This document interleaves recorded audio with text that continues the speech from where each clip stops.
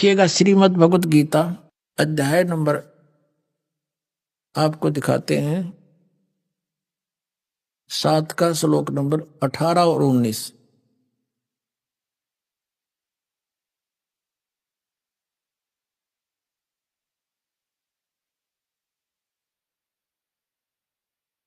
ये अध्याय नंबर 7 का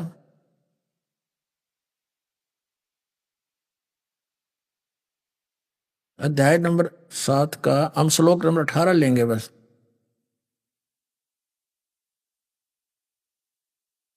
इसमें लिखा है कि उदारा सर्वे एव एते ज्ञानी तु आत्मा एव मे मतम आस्थित है स ही युक्त आत्मा माम एवं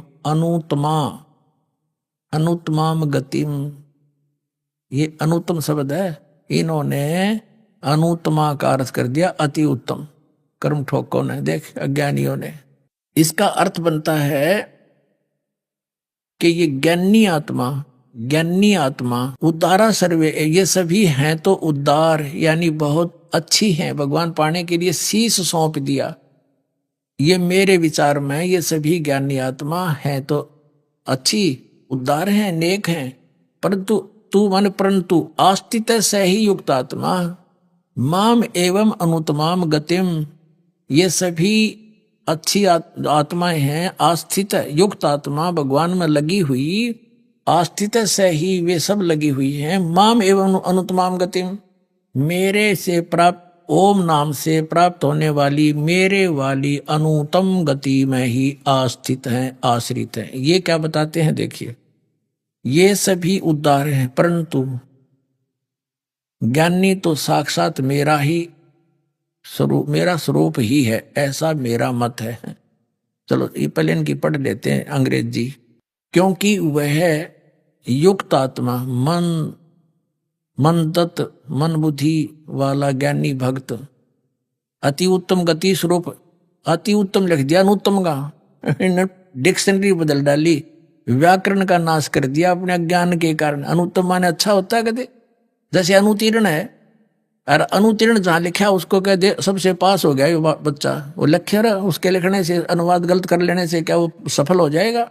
अनुतीर्ण लिखा तो अनुतीर्ण ही रहेगा सदा के लिए। तो यहां इन्होंने अति उत्तम कर दिया, मेरी अति उत्तम कर दिया। ये अति अश्रेष्ठ घटिया गति में मुझ में स्थित है। आस्थित माने अच्छे प्रकार स्थित है।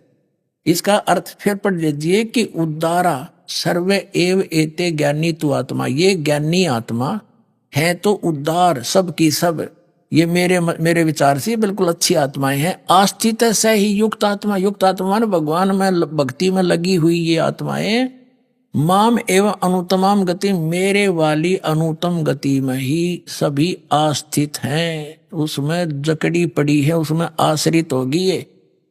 अगर ये मानने, ये क्या अर्थ करते हैं ये अज्ञानी हमारे धर्मगुरु, ये क्या बताते हैं कि जिससे उत्तम कोई और गति ना हो। अरे ये खुद कह रहा 18वें अध्याय के 62वें श्लोक में कि तू सर्वभाव से उसकी शरण में जा, उसकी कृपा से तू परम शांति को और सनातन परम धाम को प्राप्त होगा। तो ये अगर ये सबसे उत्तम माने तो वो तो अपने से अन्य किसी और भगवान की साधना करने को कह रहा है। 15वें अध्याय के 1 से लेकर और 4 तक भी यही निष्कर्ष दिया है। अब वो पॉइंट आएगा जहां से दास ने आज के ये वचन स्टार्ट किए थे। गीता जी अध्याय नंबर 7 के श्लोक नंबर 19 में कहा है कि बहुनाम जन्मानाम अंते ज्ञानवान माम परपदते। अब गीता ज्ञानदाता कहता है ये ज्ञानी आत्मा जो है, ये ज्ञानवान है, ये मेरे तक भी इनकी बुद्धि का सतर बहुत मुश्किल से आता है, नहीं तो अन्य ही उपासनाओं में अपना जीवन नष्ट कर जाते हैं। बहुनाम जन्मानाम अंते, बहुत बहुत जन्मों के अंत के किसी जन्म में ये मेरे तक पहुंचते हैं, मेरी भक्ति तक पहुंचते हैं। और वासुदेव सर्वमिति, स महात्मा सुदुर्लभ है। लेकिन ये बताने वाला कि वासुदेव सर्वमिति, सर्वम वासुदेव का अर्थ इन्होंने श्री कृष्ण मान रखा है कि वासुदेव श्री कृष्ण है। श्री कृष्ण जी के पिता का नाम था वासुदेव। श्री कृष्ण वासुदेव क्यों करोगे, अपने बाप का नाम दरवा के। विचार करो, इनकी अकल देखो। वासुदेव वेदों में लिखा है कि वो वासुदेव का अर्थ है वो चक्रवर्ती परमात्मा जिसका सबके ऊपर शासन है। वासुदेव यानी सब पर प्रभुता रखने वाला सर्वव्यापक। जैसे एक चक्रवर्ती राजा पूरी पृथ्वी पर व्यापक होता है, वासुदेव होता है पृथ्वी का। तो यहां ये कहना चाहा है कि जो महात्मा ये बतावे कि वासुदेव माने सर्वशक्तिमान, सुप्रीम पावर, सबका उत्पत्ति करने वाला, कुल का मालिक, वही सब कुछ है, वही पूजा के योग्य है, वही पाप नाशक है, वही सबका उत्पादन करने वाला है और उसी की भक्ति करनी चाहिए। वो तत्वदर्शी संत बताएगा। तो वो जो है महात्मा सुदुर्लभ है, वो तो बड़ी मुश्किल से मिलेगा अर्जुन। अब देखना, अब आओ अध्याय नंबर 7 का श्रीमद् भगवद गीता, अध्याय नंबर 18 हमने पढ़ लिया। अब 19 में कहा है कि बहुनाम जन्मानाम अंते ज्ञानवान, ये ज्ञानी जो हैं, ये ज्ञानी तो आत्मा, ये ज्ञानी आत्मा है तो उद्धार अच्छी है। तो कहते हैं ये मेरे वाली घटिया अवस्था साधना में रहेगी। इनके विषय में कहा कि बहुनाम जन्मानाम अंते ज्ञानवान माम प्रपद्यते, बहुत बहुत जन्मों के अंत के जन्म में ये ज्ञानी मेरी पूजा करते हैं, मुझे भजते हैं। वासुदेव है सर्वम इति स महात्मा सुदुर्लभ है, ये बताने वाला कि वो वासुदेव ही सब कुछ है, वही पूजा के योग्य है, वही मोक्षदायक है, वो पाप नाशक है, वो सर्व का उत्पत्ति करने वाला है, वो है सर्वशक्तिमान, उसकी पूजा करने से लाभ होगा। तो ये बताने वाला स महात्मा सुदुर्लभ है। पुण्यात्माओं, ये सदग्रंथ अनमोल रत्न है। अरे ने पहली कक्षा के बालक भी को नहीं है, आचार्य शंकराचार्य मंडलेश्वर महर्षि को आगे न कख भी नहीं पता था। 5500 वर्ष हो गए पवित्र शास्त्रों ने लिपिबद्ध हुए, अरे हमें कख नहीं बता सके इसका आज तक। इस दास पर कृपा करी दाता ने, इस योग्य बना कि परमात्मा के अनमोल ज्ञान को समझकर उसके बच्चों तक यथार्थ ज्ञान समझा दूं, इनका कल्याण हो जाएगा। पुण्यात्माओं, पहले इनका देखते अनुवाद क्या कैसा डंगा किया इन्होंने। 7 में जाएगा 18वां श्लोक। बहुत जन्मों के अंत के जन्म में ज्ञानवान तत्व ज्ञान को प्राप्त हुए, सब कुछ वासुदेव ही है, सब कुछ वासुदेव ही है, इस प्रकार मुझ को भजते हैं, वह महात्मा अत्यंत दुर्लभ है। कर दिया न उल्टा डंगा। इन्होंने बताया कि तीनों गुणों की भक्ति करते हैं, जो उनको संज्ञा दे रखी है, समय आने पर बताऊंगा जब अच्छा लगे उसको। तो कहा ये व्यर्थ है। तीनों गुण कौन? रजगुण ब्रह्मा, सदगुण विष्णु, तम गुण शिव जी की। 7 में अध्याय के 12 से लेकर 15 में स्पष्ट किया है कि जो तीनों गुणों की भक्ति करते हैं वह यूजलेस है। अपनी साधना बताता है, मेरी भक्ति भी 4 प्रकार के करते हैं, और उसमें भी बताया ये ज्ञानी मुझे अच्छे लगते हैं क्योंकि ये मुझे तो बचते हैं कम से कम, अन्य तो और अड़ंगे में पड़े रहे हैं, अन्य साधना करते। तो उनके विषय में बता दिए ये भी अनुत्तम है। अब यहां बताता है कि ये ज्ञानवान, बहुनाम जन्मानाम अंते ज्ञानवान माम प्रपद्यते, ये ज्ञानी आत्मा बहुत जन्मों के अंत में एक आधा मेरी भक्ति करता ना, नीचे वाली साधना में अपना जीवन नष्ट करते हैं। लेकिन वासुदेव सर्वमिति स महात्मा सुदुर्लभ है। इसमें ये दो दास ने अनुवाद किया, ये फाइनल है कि ये बताने वाला कि वो सर्वशक्तिमान वासुदेव श्री कृष्ण नहीं थे। ये तो आपका क्या मेरा नाश होता, मेरी जन्म मृत्यु होती है, श्री कृष्ण तो विश्व में रोल रहा नहीं, तो ये काल बोल रहा है, ये भी वासुदेव नहीं है। ये केवल अब ये प्रसंग तो चल रहा है कि वासुदेव कौन है। जैसे श्री ब्रह्मा जी रजगुण, श्री विष्णु जी सतगुण, श्री शिव जी तमगुण। ये केवल एक ब्रह्मांड में एक विभाग के मंत्री हैं और एक ब्रह्मांड में 3 लोकों के ऊपर, पृथ्वी लोक, एक कॉमन स्वर्ग है स्वर्ग लोक, और नीचे एक पाताल लोक। इन 3 लोकों पर ही इनका आधिपत्य है, बस ब्रह्मलोक पर भी इनका आधिपत्य नहीं है, इस एक ही ब्रह्मांड में। इसके बाद 21 ब्रह्मांड है इस काल भगवान के, इनके पिता ब्रह्म के। तो ये ब्रह्मा विष्णु महेश तो इतने ही व्यापक हैं, इतने ही स्वामी हैं, प्रभु हैं, 3 लोकों पर एक विभाग के मंत्री। और इनका पिता ये सर्वपुरुष यानी ब्रह्म, ये 21 ब्रह्मांड का ही मालिक है, इतना ही व्यापक है, सर्वव्यापक नहीं है, सबका मालिक नहीं है। और फिर है अक्षर पुरुष, ये 7 संघ ब्रह्मांड में व्यापक है, 7 संघ ब्रह्मांड का स्वामी है। ये ओवरऑल कंट्रोल वासुदेव नहीं है। तो वासुदेव कौन है? वो परम अक्षर ब्रह्म है, जिसने संसार रूपी वृक्ष की उत्पत्ति की है। संसार रूपी वृक्ष जिसकी प्रवृत्ति विस्तार को प्राप्त हुई है, यानी जिसने सब ब्रह्मांडों की रचना की है, इंक्लूडिंग सरपुरुष, इंक्लूडिंग अक्षर पुरुष के लोक जितने हैं, इन सब का वही रचनार है। और इनके ऊपर, सबके ऊपर वो एक छत्र राज करता है, उसके अधीन है ये सब। वो कौन है? वो परम अक्षर ब्रह्म है। वो कौन है?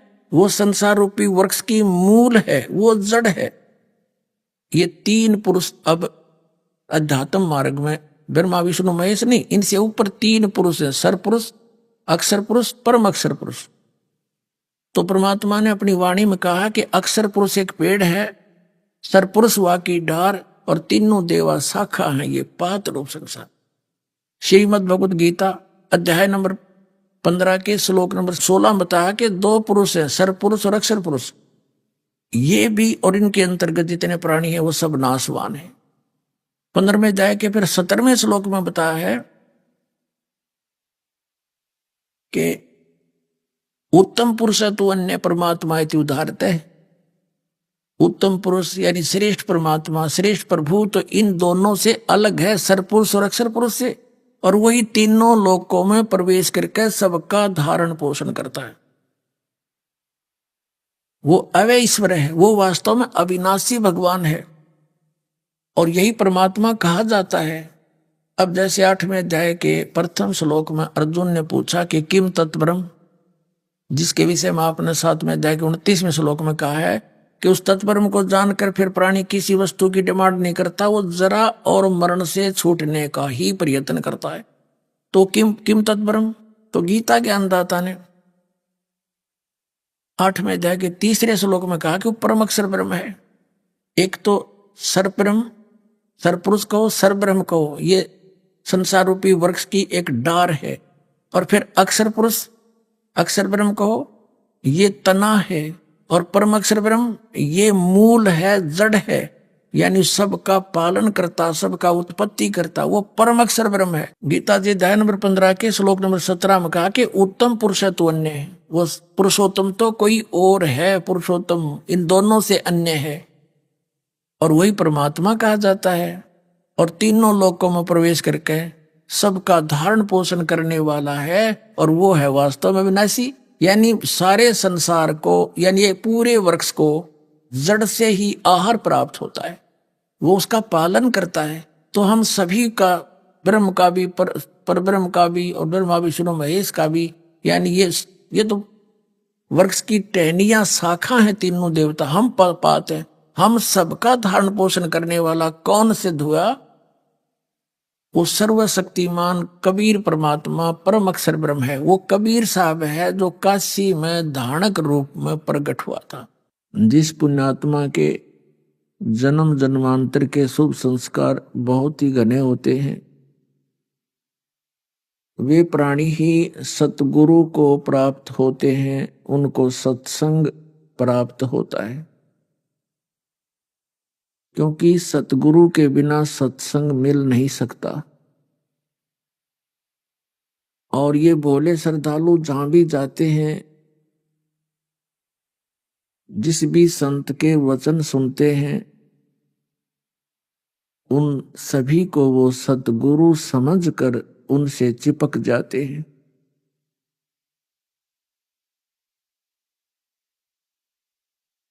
अब ये कारण क्या रहा कि हम प्रत्येक संत को, प्रत्येक महंत को हम एक सतगुरु मानते रहे। सतगुरु का अर्थ होता है जो सत्य ज्ञान प्रदान करावे, आध्यात्मिक सत्य ज्ञान।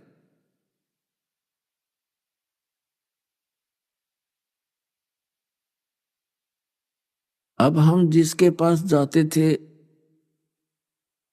उसके पास हमसे अधिक ज्ञान होता था, और वो होता था अज्ञान। तो उस अज्ञान को हम ज्ञान समझकर उस अज्ञानी प्राणी को सतगुरु मानकर अपना जीवन नष्ट कर जाते थे। परमेश्वर कबीर जी ने आप जी के ऊपर एक विशेष कृपा की है कि परमात्मा ने आपको शिक्षित किया,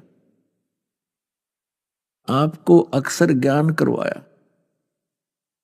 पुण्यात्माओं, ये शिक्षा ये जहाज बनाने के लिए नहीं दी, ये कंप्यूटर और परमाणु बम बनाने के लिए परमात्मा ने यह शिक्षा नहीं दी आपको। इसकी इनकी तमें आवश्यकताएं नहीं थी। हमने इन कंप्यूटरों की या इन एयरप्लेनों की किस लिए आवश्यकता पड़ी? हमने माया अधिक संग्रह करने की रुचि बन गई। केवल माया ही इकट्ठा करना उद्देश्य हो गया, इसलिए हमने इन सारे यंत्रों की आवश्यकता महसूस हुई। और हमने इस मनुष्य जीवन से जो कार्य करना चाहिए था, जिसकी अति आवश्यकता है, उसका हमें विशेष ज्ञान नहीं हुआ। तो आपके ऊपर ये मेहर करी परमात्मा ने, आपको अक्षर ज्ञान दिया। और ये कंप्यूटर आदि जो बनवाए, इंटरनेट बनवाए, ये टीवी चैनलों का जो सिस्टम प्रदान किया मानव को, ये गॉड गिवन है। ये मानव स्तर की सोच नहीं है, ये भूल जाना। अपने आत्माओं, एक वैद्य होता है और वो वैद्य स्वयं नहीं जानता तू कहां से उत्पन्न हुआ, तेरी क्या स्थिति है, तो क्या वो इन जड़ी बूटियों की पहचान कर सकता है, उनके गुण धर्मों को जान सकता है? ये भी परमात्मा आपके लिए, अपने बच्चों के लिए रहम करता है और उस पुण्य आत्मा को अंदर से प्रेरणा करता है, ये ऐसी जड़ी है, इसको ऐसे ऐसे मिला दे, ये इस रोग के लिए काम करेगी। तो ये शुरुआत से परमात्मा ने ये उस जड़ियां दी आपको। अब ये डॉक्टर खोज करते, ये पहले कहाँ गए थे डॉक्टर? तो ये गॉड गिवन है, क्योंकि अब परमात्मा को पता था कि ये कलयुग के अंदर जितने भी मानव शरीरधारी प्राणी जन्मेंगे, इनके पूर्व जन्म की कमाई अच्छी नहीं होगी, और जिसके कारण इनके ऊपर आपदाएं खूब आवेंगी, इनके ऊपर रोग भी आक्रमण करेंगे। तो उसके लिए परमात्मा ने ये औषधियां तैयार करवा दी पहले। और अब विशेष कृपा की है मालिक ने कि आप जी को ये अक्षर ज्ञान करा दिया, और ये तत्व ज्ञान आपको समझ में आवेगा। हम परमात्मा प्राप्ति करेंगे। इसी प्रकार ये जो प्रोजेक्टर सिस्टम बनवाया, टेलीविजन सिस्टम परमात्मा ने तैयार करवाया, इस सब का उद्देश्य मालिक का यही था कि मेरे बच्चे उन सदग्रंथों के गुण रहस्य को आंखों देख लेंगे। पहले तो ये 10 प्रोजेक्टर या सीडी पर दिखाएगा, क्योंकि हम बहुत दिनों से भ्रम भटक रहे हैं, बहुत दिनों से हम दूध के जले हुए हैं, तो हम छाछ को भी, लस्सी को भी फूंक मार कर पीने की कोशिश करेंगे, तो वो बहुत अच्छी बात होगी। तो 10 जो प्रोजेक्टर पर दिखाता है, सीडी के माध्यम से आपके पास ये भक्त भेज रहे हैं, उधर से पुस्तकें बनाई जा रही हैं, उनमें सब सदग्रंथों के पृष्ठ, अध्याय, मंत्र नंबर लिखकर आपको भेजे जा रहे हैं। तो फिर क्या करते हैं बुद्धिमान समाज? उन सदग्रंथों को इन रेफरेंसों से मेल करता है, और मेल करता है तो सच्ची पाते हैं क्योंकि वो सत्य है। तो फिर आप जी को परमात्मा पाने में बहुत सुविधा हो जाती है, पहचानने में। सबसे पहले तो हमने भगवान को पहचानना है, जानना है। अब परमात्मा की एक वाणी है कि सतपुरुष जिन जानिया सतगुरु तिसका नाम। सतपुरुष को जिसने पहचान लिया, जान लिया, वो सतगुरु है, वो परम संत है, वो मोक्ष दाता है। उसको संत भाषा में कड़िहार बोलते हैं। कड़िहार, कड़िहार माने संसार से निकालकर सतलोक भेजने वाला। और फिर बताया है कि पूरे गुरु की क्या पहचान है? 2 अक्षर का भेद बतावे, सोए गुरु पूरा कहावे। फिर और अन्य लक्षण क्या बताए हैं सतगुरु के? कि सतगुरु के लक्षण कहूं, मधुरे बैन विनोद, और 4 वेद 6 शास्त्र वो कहे 18 बोध। यानी सतगुरु विश्व के सभी धर्म ग्रंथों के विषय में उसके जानकार होता है। अब जैसे 600 वर्ष पहले स्वयं परमात्मा सत्य पुरुष पूर्ण ब्रह्म, वो परम अक्षर ब्रह्म कबीर देव जी जुलाहा रूप में 120 वर्ष इस पवित्र धरातल पर रहे। सहशरीर आए थे, सहशरीर चले गए। वो परमात्मा है और वो हमारे माता पिता हैं। तुमेव माता च पिता तुमेव, तुमेव बंधु च सखा तुमेव, तुमेव विद्या च द्रविण तुमेव, तुमेव सर्व मम देव देव। वो सब देवों का देव, सब भगवानों का भगवान, और सर्वस्व सब कुछ हमारा वही है। माता पिता बंधु सखा, वो हमारा असली साथी है। तो वो 120 वर्ष यहां रहे, एक जुलाहे की भूमिका की, जिस कारण से उनको जुलाहा कबीर कहा जाने लगा। एक अपने तत्व ज्ञान को लोकोक्तियों के माध्यम से, कविताओं के माध्यम से, यानी पद्य भाग में बोलने के कारण वो एक प्रसिद्ध कवियों में से भी एक कवि कहलाए। तो वो सतगुरु थे और परमात्मा भी हैं। उस समय वो सतगुरु जगत गुरु का अभिनय कर रहे थे, रोल कर रहे थे, और वो स्वयं परमात्मा भी हैं। पवित्र वेदों में, चारों वेदों में ये स्पष्ट किया है कि परमात्मा ऊपर सतलोक में, रत धाम में सशरीर मनुष्य दृश्य है, वहां विराजमान है, और एक राजा के समान सिंहासन पर बैठा है। ऊपर मुकुट है, ऊपर छतर है, बहुत बड़े एक गुम्मज के अंदर, स्तूप के अंदर परमात्मा विराजमान है। वहां पर उस यानी वहां पर सतपुरुष की शोभा शरीर की कैसी है? वो नर आकार है, मनुष्य दृश्य है। उनके एक रोमकूप में करोड़ सूर्य मिला दे, करोड़ चंद्रमा। इससे भी अधिक प्रकाश है, वो मनुष्य दृश्य है। और वो परमात्मा जब यहां आते हैं इस काल के लोक में, अपनी प्यारी आत्माओं को उस स्थान का ज्ञान कराने के लिए, जिसको ये अपनी नासमझी के कारण छोड़कर आ चुके हैं,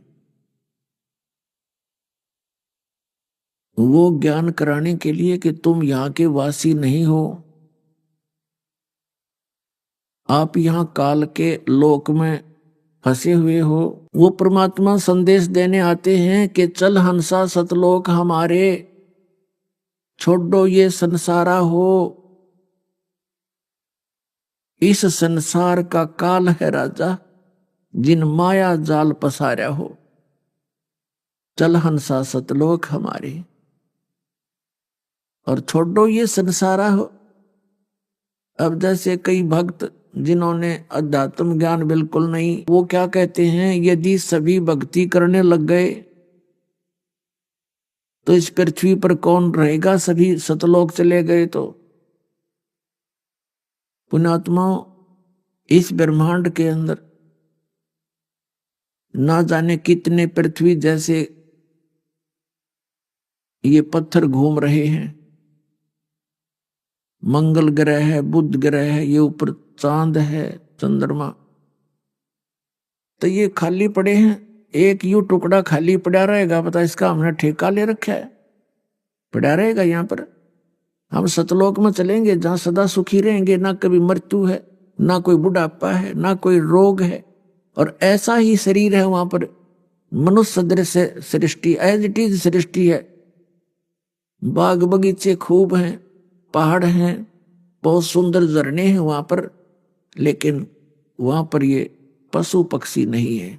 और पुण्यात्माओं, अभी तक आप जी ने जो ज्ञान सतलोक के विषय में सुना है, वो उन नकली संतों और अनुभवहीन व्यक्तियों का सुना है, जिन्होंने सपने में भी सतपुरुष और सतलोक को देखा ना जाना, समझा भी नहीं।